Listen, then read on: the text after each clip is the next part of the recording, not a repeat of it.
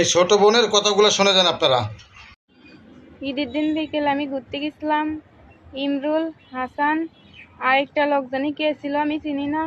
এরা তিনজন মিলে আমার চোখ মুখ বাইন্ধে আমারে গাড়িতে উঠায় কোন বাগানে নিয়ে গেছে। বাগানে নিয়ে যেয়ে সারা রাত নির্যাতন করে, মারধর করে, নির্যাতন করে পরে হচ্ছে গিয়ে সকালে আমার আম্মুরে ফোন দিছে, দিয়ে দিয়ে তারপর হচ্ছে গিয়ে আমারে আর আমার আম্মুরে হুমকি দিছে, তোরা যদি কেউরে বলিস তাইলে তোকে জানে মেরে ফেলবো, আর তোদের ঘর পেট্রোল দিয়ে পুড়াই দেবো, তোদের ওই জায়গা বসত করতে দেবো না। আর আর যখনই ডাক দেবো তখনই চলে আসবি, আর যদি না আসিস তাহলে তোরে জানে মেরে ফেলবো। আর ভিডিও করে রাখছে জোরপূর্ব অবস্থায়, বলছে তুই যদি না আসিস তাহলে ভাইরাল করে দেব। আমার এগের বিচার চাই, হাসান ইমরুলের বিচার চাই, ওদের ফাঁসি চাই।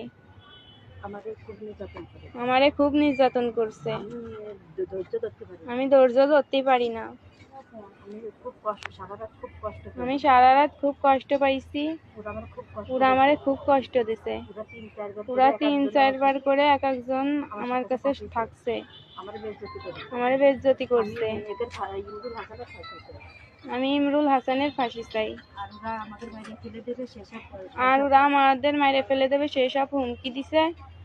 আমার জীবনের নিরাপত্তা চাই। আমি আইনের লোকের কাছে যাবো, যাই নিরাপত্তা চাবো।